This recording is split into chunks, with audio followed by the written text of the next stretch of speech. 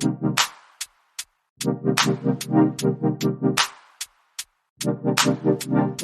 going on, everybody? And welcome to another episode of the Other Side of the Firewall podcast, where we talk about the latest and greatest in cybersecurity news, as well as we highlight those movers and shakers and glass ceiling breakers, those people of color who made it to the other side of proverbial firewall.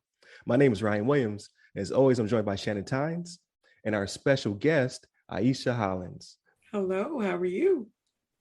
Doing well. So Levon is not here today. He's on vacation, doing his thing with his family. So what we're trying to do is in the future, we're trying to have guests on our discussion.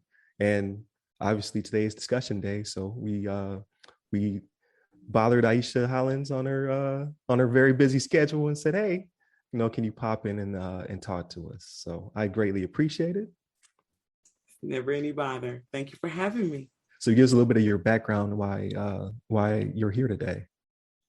Well, thank you very much, Ryan. I am Ieshea Hollins with Direnzic Technology. I'm the founder and CEO, CISO for Direnzic Technology and Consulting. We are located in Monroe, Louisiana, as well as in Dallas, Texas. So we've had an interview with you before. Please go check that out, ladies and gentlemen. It's about an hour or so, hour and a half maybe. Like we really got into it about what you do for a living, like what a vCISO is. Yes. As well as like your PMP background, how you broke into cyber, all that good stuff. So I believe the episode is actually titled your name. So Ieshea Hollins, definitely go check that out. And you provide training. So that's definitely why we wanted you on this specific episode. So we go into a little bit about what kind of training you do. Yes. So as you mentioned, Ryan, thank you so much. We do offer virtual Chief Information Security Officer as a service. We offer cybersecurity strategic planning, but we also offer cybersecurity awareness trainings where we get as elementary, I guess, as we'll run those tests where we'll send those out to you and we'll do those that you kind of click through and make sure that your employees are on board, all the way down to those tabletop exercises where we get those executives ready. We run those mock breaches or, a mock breach and show you what your system or how your employees will act or react in the event that, something bad does happen in your network. So we like to get you prepared. Definitely. So perfect. So you're the perfect person for this episode. So I greatly appreciate you making time to be here. Well, thank you so much. I like to think I was perfect for it. So this week, I want to do something a little bit different, a little bit more free-flowing for conversation. So it was 2 weeks ago, where I kind of discussed how I went on my first work trip here in Turkey, hopped in the car with somebody who's been doing, he's not a cybersecurity guy, but we're both in the military and we're always doing cybersecurity training, annual training, cyber awareness, all that good stuff. We're not in the car longer than 30 seconds and he plugged his phone directly into the car.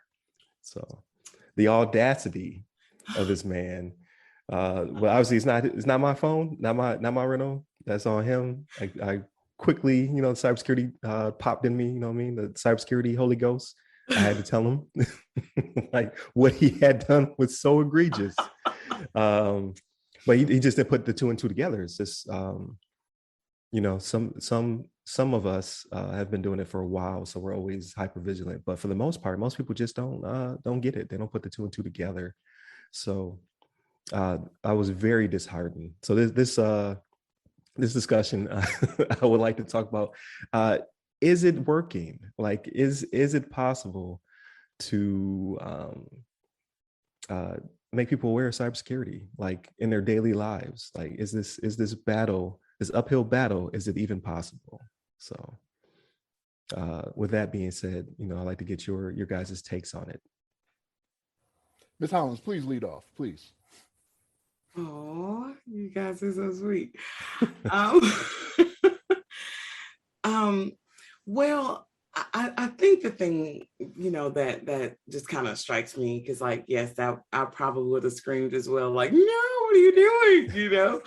I was just saying, it's like a lot of times, like even if I get a rental car, it's like my daughter will ask me as well, Mom, are you going to plug up your phone? I'm like, no, baby, we can't do that, And so, but in a lot of ways, I think training, especially when you start talking about cybersecurity, first of all, we have a very lax approach to cybersecurity training.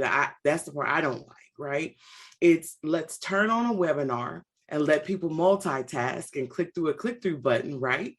They may or may not be paying attention. It may or may not even be sinking in. But at the same time, it really kind of resonates more as something I do on my job. Right? It's about, the company. It's not so much in my personal life, or that I need to protect my personal identifying information, or PII. We don't think that way. And I was having a conversation the other day, and I said, sometimes if we just walked around just humming that song, I got a feeling somebody's watching me, ain't got no privacy. Whoa. There you go. That's what we're missing. We do not equate hooking our phones, hooking up to, non-secure wireless internet access, hooking up anywhere. It's an invitation for people to come inside. You need to start thinking about it just that way. It's more than just your business. Yeah, you definitely hit the nail on the head with that one. It is one of those things, and I'll speak from the military's perspective specifically. It's one of those things where we have, cyber awareness training. It's only mandatory once a year, right? And it is for the job, right? It's just to make sure that we can have, an account to be able to get on, send our email, and do things of that nature. But it isn't something that translates over to the personal life, right? Because we know there are certain things that the government network is going to keep us from doing, and we accept that, right? Like, okay, when we're sitting at this computer behind this desk, we're only going to do these certain things. Or when I get home, that's where freedom is. You know what I mean? I get to do all that stuff I don't get to do at work, and that's how people feel about it, and that's how they take it. They're like, oh, that only matters when it's at work, right? And I say this from personal experience because I am an ISO and I have training I need to do. So like I know what we tell people at work, right? I know they're not taking it home with them, because that's when you hear about them being on Facebook with all this stuff out there, and then they have to practice different types of securities, you know what I mean? And it's like, what are you doing? Like, why did this not translate over? And again, it is the okay, I only have to worry about that between these hours, and that's not the case. It's a lifestyle, right? It's not a work style. That is so true. I think even you mentioned even with Facebook, and to me, it always blows my mind when I see these people taking all these quizzes, right? And these quizzes ask you, and I'm thinking to myself, nowhere in these quizzes do any of these questions just feel vaguely familiar to you.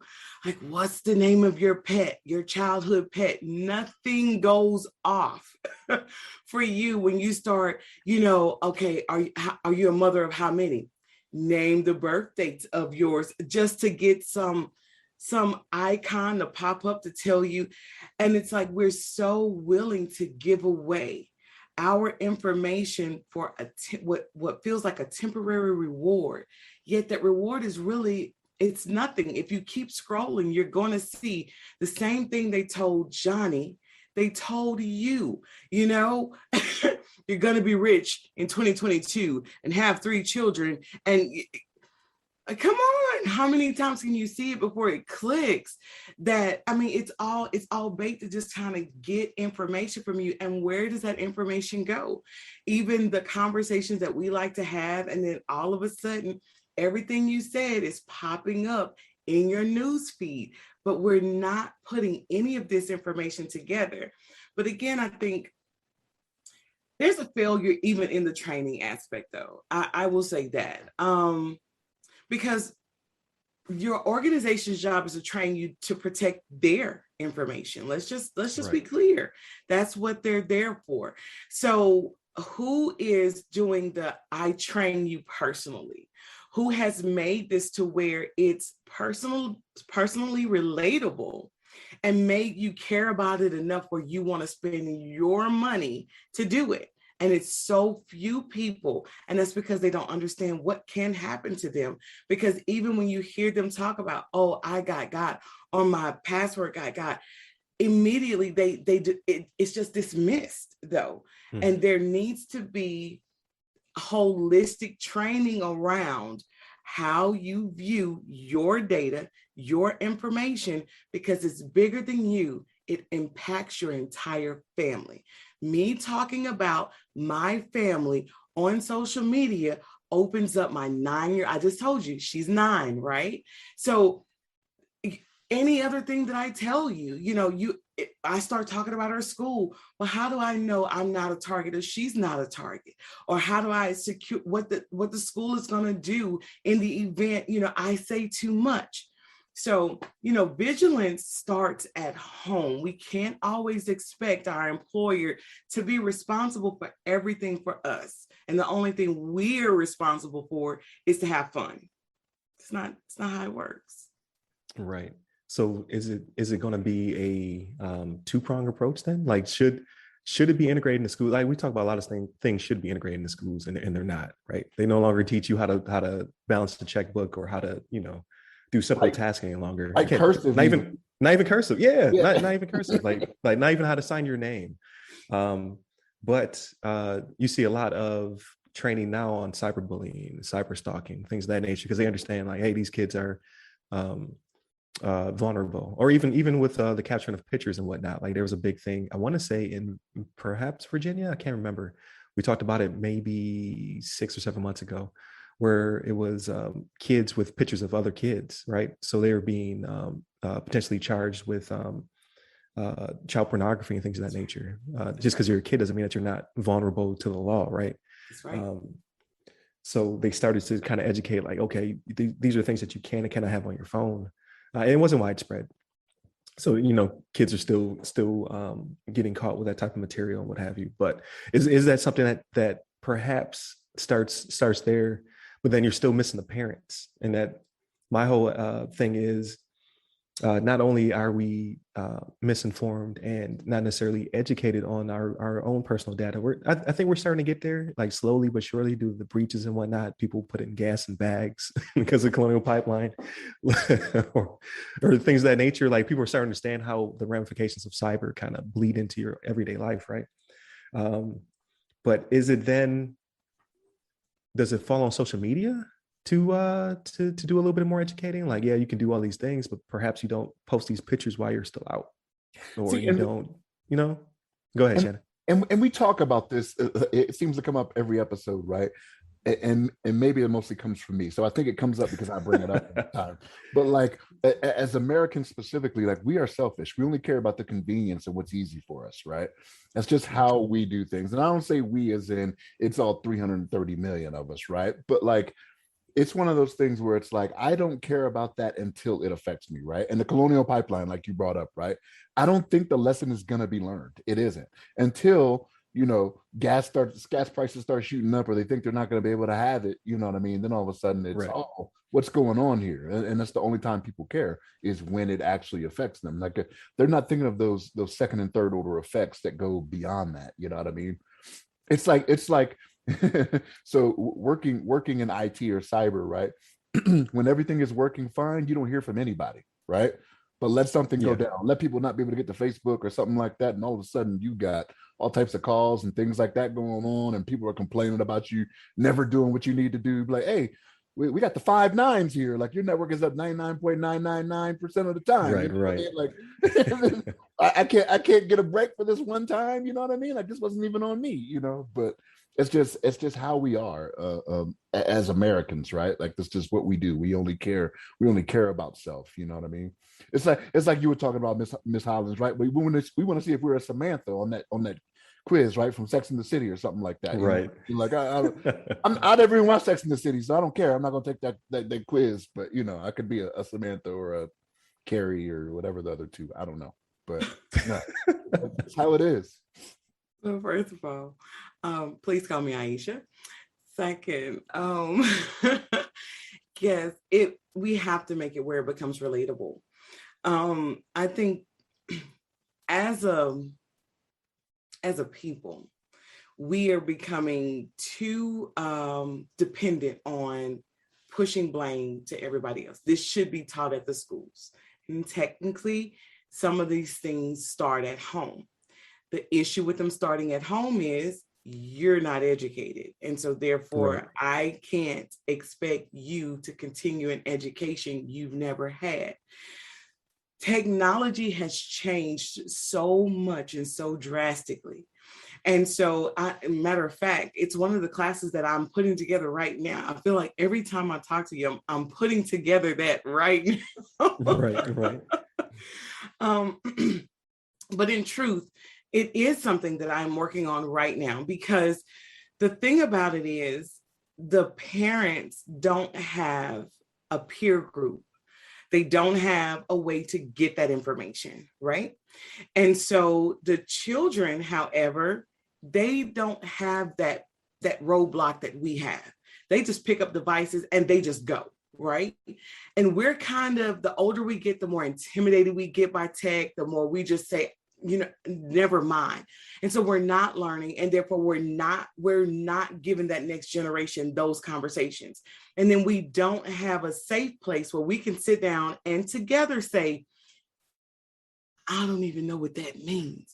You know how long we sat around looking at LOLs and BRBs before we finally asked somebody, what that mean? Trying to learn through context. Hey, context clues. I'm gonna figure it out in a minute. I'm not going. That's gonna work in a minute. And so, in what I'm saying there, we gotta be able to create a safe place where parents can continuously learn. And the biggest issue there is for me to be a CISO, to have the education that I have, to do all the things that I do. So, do you continue to give that information away for free? Well, if you search the internet, there's so much information out there already for free. They're just not going out there to find it because you haven't made it relatable for them. Put a price tag on it, and now it's, oh, how dare you charge me that? But again, it's not until you have a bunch of parents sitting around in the most tragic event of your life. You're sitting, you're crying, and your child is missing. And that's really where we have to start taking things. When we have to start putting it to the point, child trafficking has gotten so large, but it's been that way all the time. But I'm telling, I recently moved to Dallas. In Louisiana, sure, we had it, but I'm talking, we're averaging 3 a day. What are we doing about things like that? You're looking up and it's a constant Amber Alert. Because again, even in the trainings that I offer, if I'm teaching on identity theft, immediately what people are going to do, they're going to laugh and they're going to say, oh, I wish somebody would steal my identity because they could just drop some extra money in my account. Yeah, hack my identity and get into Sally Mae and erase my debt. Because we think singularly. And you're not thinking about, so your identity got hacked and you're driving down the road and the police officer gets behind you and he pulls you over and he comes to your car and he pulls you out of your car to arrest you for a crime you committed April the 8th, 2008. Can you tell anybody where you were April the 8th, 2008? You can't. You immediately have to start defending yourself against data. And you don't even know where that data came from. We're not being vigilant in looking at what footprints are out there on us. When you start looking at it and when you can bring it home like that, then we'll change about how we look at cyber education. It's bigger than just don't put your password underneath the bottom of your laptop and walk away. Everything about you is duplicatable. and you can't control what a criminal will do with your information. And that's the message we got to get out. So with that being said, because so it kind of mirrors the selfishness that Shannon brought up before. Like, you're not going to care until it affects you. And how are we going to get to that place? So like, I try not to be pessimistic about it, but like, I seen him plug his phone in without a care. Like, we're listening to Certified Lover Boy. Like, that album was not that great for you to have to breach your security to play it while we're driving around Turkey. Is it going to be? Is this mass education going to be done in a negative way? Like, will there be like a mass docs? Let's say one day someone breaches your Facebook, your IG, or something like that, and releases, terabytes of information about the users who are using it. Then they'll care, right? When your stuff is blasted everywhere, like your metadata, your personal telephone number, your address, and all that stuff finally comes to the surface, and now you're being cyber stalked or bullied, or like you said, someone forges your identity and then either does something with your credit or commits a crime and pretends to be you while doing it. Like, that's all negative aspects of it that could potentially affect multi-millions of people, right? I don't remember how many people are even signed up to Facebook anymore. I remember at one point it was like almost 1 billion, if not breaching 1 billion at one point, of people around the world. I could see that causing people to be like, okay, now I get it. Because then Facebook will also have to, or whomever, like, not just put on Facebook, but I know them to be a huge social network, right? Then they'll have the skin in the game to mass teach people to cut off certain features that are collected on you. But what is a positive aspect of getting this out there to get people? Because the only one I can think of is positively, because cyber is blowing up the way it is blowing up. You have people who used to be into massage therapy or used to do MRIs or things of that nature, and then they ask those questions like, how do I get into cyber? Yeah, I see it blowing up, I'm really interested in it, and then they learn. But that's not the masses, right? That's only those people who have now taken an interest in the cyber. Like, how do we get it out there without it being bad? So Ieshea brought up something that I think could be a foothold into this, right? So when she brought up about the missing children and that going on, that could be your way in. So it's one of those things where, again, I'm only speaking from America. Like, we care about the sympathy stories, right? We care about a child goes missing. We care about the cyber bullying and things of that nature. So if you could find a way to get into those groups, say, hey, this is, I don't, not to make it sound like victim blaming or anything like that, but to say, hey, this is something that can prevent this in the future. So your child was cyber bullied because of this, that, and the third. This is how you prevent that. So it's like the you ever heard of the 3-10 rule? When it comes to good news and bad news, you'll tell 3 people something good, 10 people something bad. You know what I mean? You have to try to offset that to try to make it higher to where, okay, here's what happened. My child was cyber bullied, but this is how it could have been prevented. And again, those sympathy things are the things that people are paying attention to. I want to hear about cyberbullying. I want to see how children go missing and possibly help. You know what I mean? And that could be the way in. That could be the jump off point for those types of things. I can definitely see that being a thing through, I guess it would be social media, right? Like, that would be your in. Like, you have those parent groups or PTA groups and things of that nature. Maybe that could be a way of taking that charge and putting it out there. It's just so hard. Yeah, I'm sorry. I was No, you just could. thinking about it in a positive spin. Have you ever been on TikTok and you're on TikTok for too long? And so as you're kind of scrolling and then you run into Right. that guy or that girl that'll say, hey, you've been scrolling too long, So, excuse me, from a positive perspective, if we normalize just as you're out here, just small little snippets of, how have you, protected yourself today? when we can make it to where it's enough of a public service announcement, where it's important enough. But again, when and how do we get there? Because what I find more is so many people, even though we enjoy technology, we're more afraid of it. And so we're fine not knowing what we don't know. Ignorance is bliss as long as you don't. And the more I educate you, or anyone educates you on what can be done, sure, you're temporarily afraid, but my need to be entertained will outweigh it, and then I'll dismiss it. So it really needs to become where, it's habitually kind of drilled in, not just to children at the school, but how do you get on, businesses should do it, government should do it, individuals should do it, and children should do it. And there should be a public service announcement targeted straight at that effort. I can't disagree with you. Like that would be great.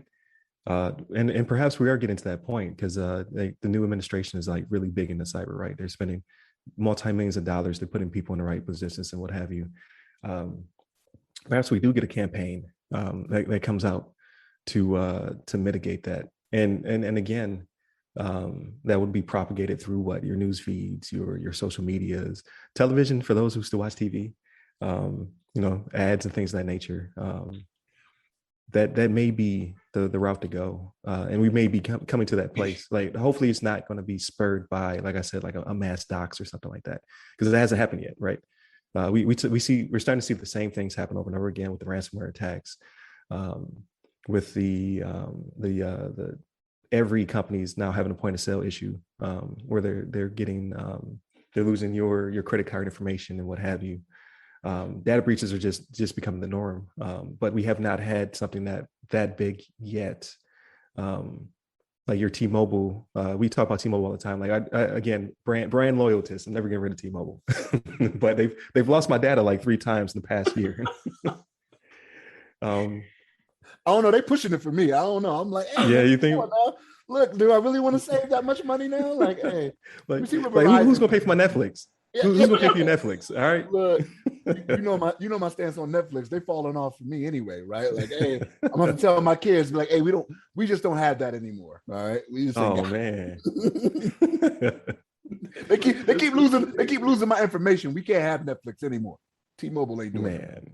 Man, it seems like it's every other month, but no, I think I like it. I like that campaign would probably be the best outcome, and it should be a proactive step as opposed to reactive. But things move so fast. All we're doing is reacting right now.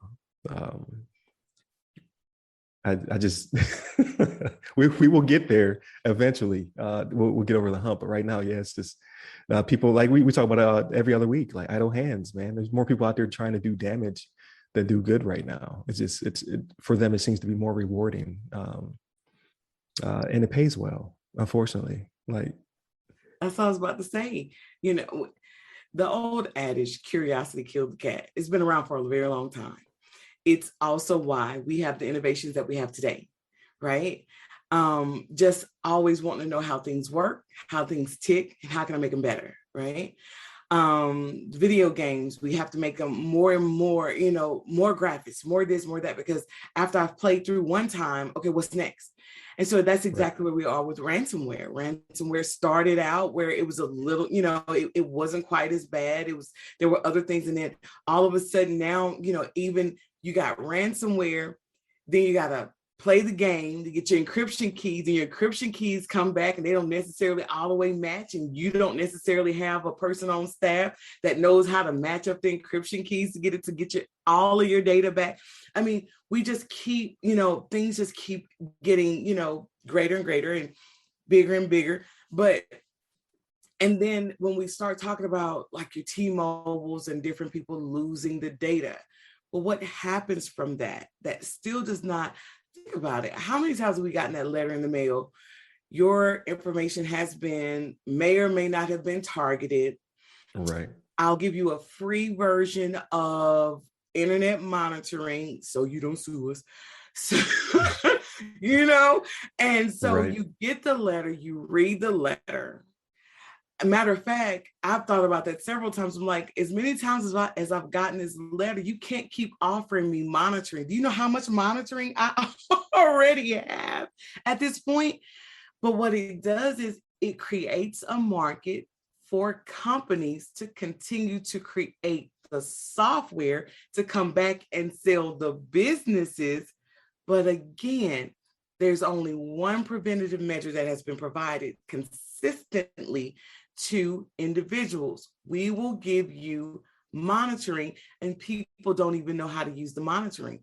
Where's even the training? You gave me a letter and you offered me monitoring.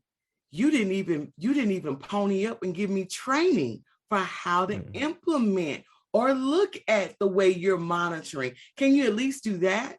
Maybe start adding that to the lawsuits as well. And maybe when they get that in the mail and then they see, okay, so the training may be a bit pricey, but it doesn't come out of your pocket. It comes out of the end user or the business's pocket, because they should have been more vigilant in protecting your information to begin with. But that we know, right, as doing what we do for a living, we know where that fault lies.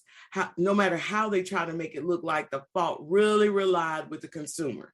You should have been, more careful about, look at the number of people and for how long they did not go back and shop with Target, as if, but again, Right. You can change your debit cards. I mean, you could, but I mean, how many people actively did that?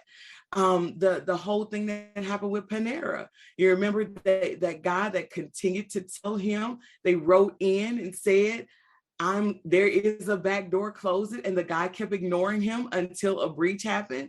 Well, then again, that issue goes back to, that was a Panera thing. So besides sending me a letter, what really happened? You know what I'm saying? And it's when we can sit and get mad enough about it. But should I have to be mad? The angry person, so no, we shouldn't have to be, but we're going to need to be. But at a minimum, train us on what it means when you got breached. What did it look like? And how can I safeguard or utilize this free thing you keep telling me that I have a million of? Right. Yeah. I think, what was my first time? My first time was Wells Fargo. Lost some data or something like that, and they gave me LifeLock. And did I ever use it? No. Because what will be the point at that point? It's already out there. It's already out there. Like it is what it is. Like you're just trying to clean up the spill, but it's the damage is done. But no, I do like the idea of training. Like, not only does that cut into their pockets a little bit deeper to give them a vested interest to not lose your stuff, because at this point they all have agreements with the monitoring companies. Like, okay, next time we have a breach, we'll send everybody your way. But yeah, just to dig a little bit deeper, and then you inconvenience the customer a little bit by making them like, you can't log back in until you complete this training. So not only did I provide it to you, but you have to do it prior to reestablishing your account or what have you. And that does make them mad. You know what I mean? There's no 5-10 minutes before I get into my account will agitate me enough to care about what I just learned. And want to dig a little bit deeper next time. Like, okay, now you provided me training, you gave me the security and whatnot. What are you gonna do next time you lose my data? Like, am I gonna be prorated at that point or something? It's kind of like it took them a while to teach us, and not everybody knows. So I say this as if it's common knowledge, but like when you go into a bank, they've started to educate us on now, start asking for that report card, right? Give me your lender's report card so I can see, who you're lending to. And maybe that's another thing that consumers can start doing. What is your cybersecurity framework? Like, how tough is it? When was the last time you were breached? Before I spend with you, when was the last time you were breached? What was the outreach of it? And when we start having maybe consumers walking in and asking those questions as well. The same way with an elevator. When was the last time when was the last time your elevator was checked? And there's a date and when it expires, right? So when you walk through, maybe that should be, we push that where you walk in and you see the last time they were breached. And when the last time they ran a scan or had an assessment done, when does it expire and when they have to get another one? You know what I'm saying? So maybe when we start making it, where it's common conversations that people are looking for your report card now before they spend with you, then they'll do, they'll do a little better because it becomes, oh, wow. So I get to grade them before I go shop with them. Some people that's, the nerds in us, we'll like that. And then others like, it doesn't matter. I'm never going to look at, I never got on the elevator. I didn't even know they had the commission up there. Like I ride every elevator and ain't ever looked at it. So, there are those people because but I'm that guy, but I'm a different, I know, not everybody's like me, but I was literally just in Florida and that's it drove me insane because the date on the certification expired the day I was there. I was like, who let this expire? Open the door and let me off. No, but that is interesting though, because what kind of mood would that put you in if you walk up to your bank store and they have like one of those flip signs, like the last time since a safety mishap? Yeah. and you walk up to the door and it's like 0 or 1, and you say, I'm taking my money out of here. Like that will give them a different mindset. That is very true. Yeah, we do the same thing in the military. Like at certain bases, like when's the last time it was a DUI? You know what I mean? Like you roll to the gate and it's like 2 days ago. You're like, oh man. I mean, but it is. We tend to check so many things and then we let other things just kind of bypass us because again, we have not normalized how important what it is that we're talking about. This is a great conversation and we are, the three of us, having a really good time. We're laughing a lot, but the information that we're discussing is so critical. It's so serious, but because the common man does not know what we know, and that's not being condescending at all. I couldn't walk in and do surgery. And I think no less of myself because I can't pick up a scalpel and lay you down. How about that? You don't want that, do you? Unless you stay at a Holiday Inn Express, then you're good. Then you're able to do it, right? Right. You got it. Express, yeah. Y'all don't remember those commercials, the Holiday Inn Express commercials? I do remember. Holiday Inn Express. But no, that's very true. And it was weird about it, and not to go on too much of a tangent because I gotta land this plane, right? The internet is kind of spoiling us in that way, but not necessarily in cyber. So like everybody thinks they're a virologist now. Everybody thinks that they're a doctor now because they Google this and that. They have a vested interest because of the pandemic.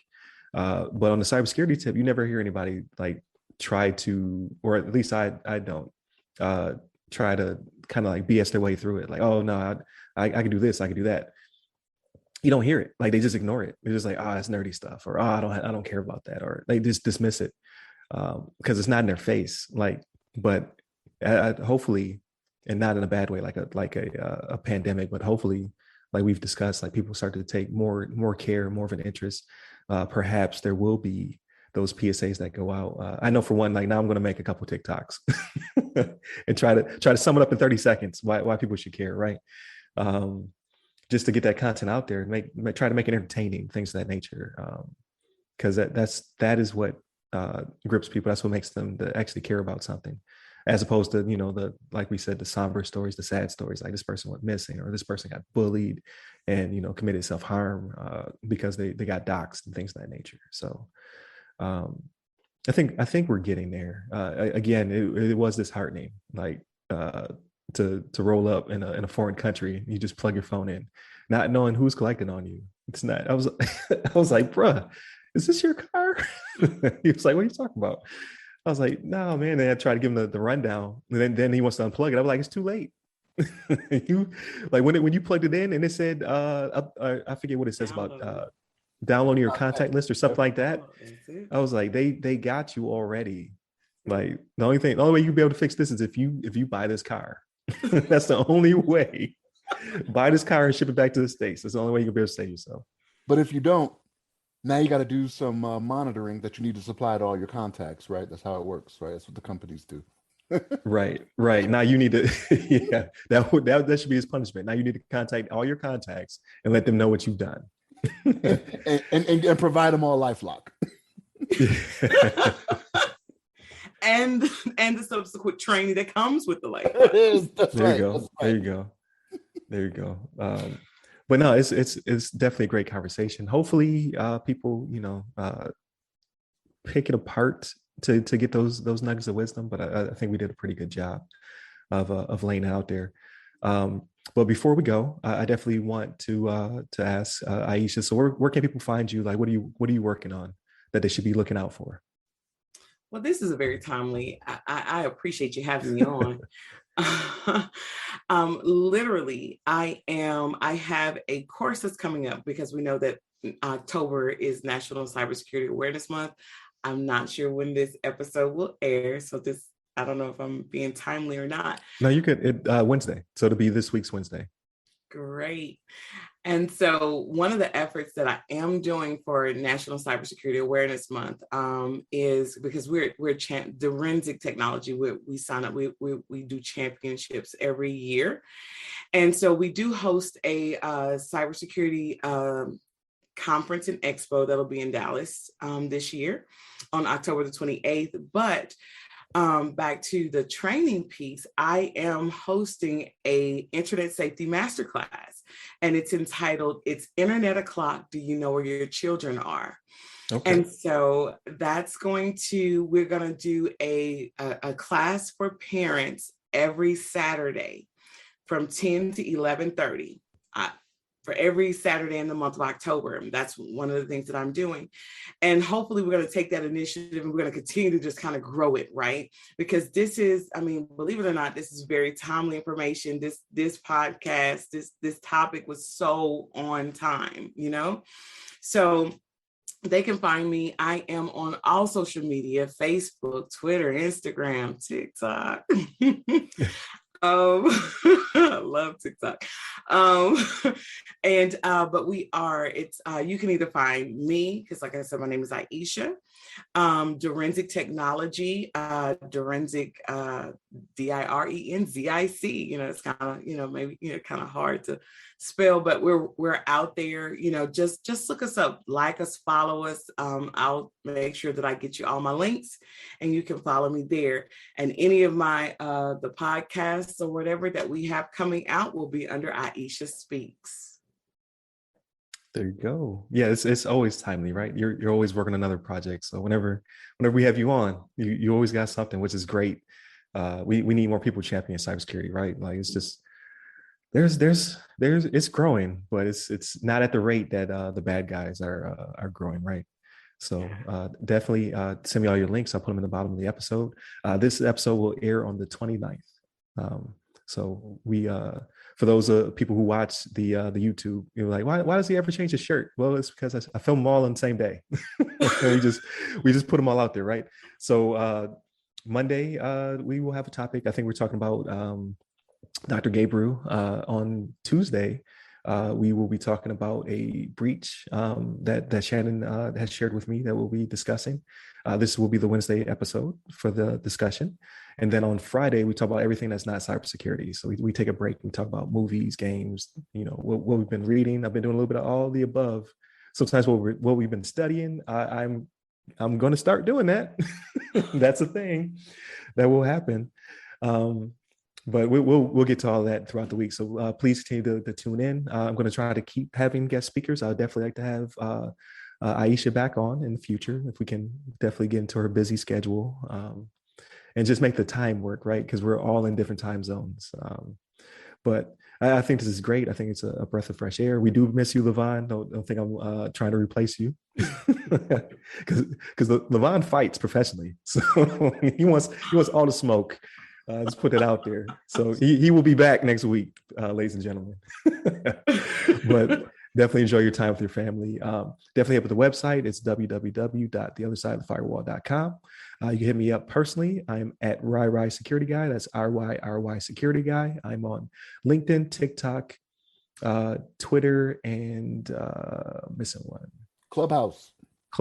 There you go. I haven't been on there in a while, but definitely look out for me. I'm going to jump back in there because it's always good. You meet a lot of good people on that network. It's just what you say there, it stays there, right? It's all live, so you don't really get the bonus of circulating content from it. But as always, Shannon is nameless on social media because he doesn't do that. And one of these days, we're gonna get him on there. Secure Net. Whenever we get secure social media, Shannon will be all over it, right? But thank you, Ieshea. Thank you, Shannon. Thank you to all those who are listening. We're in the 100s of episodes, so continue to listen, like, share, subscribe, watch the podcast so you can see our beautiful faces. And that's it for Wednesday's episode. So stay safe, stay secure.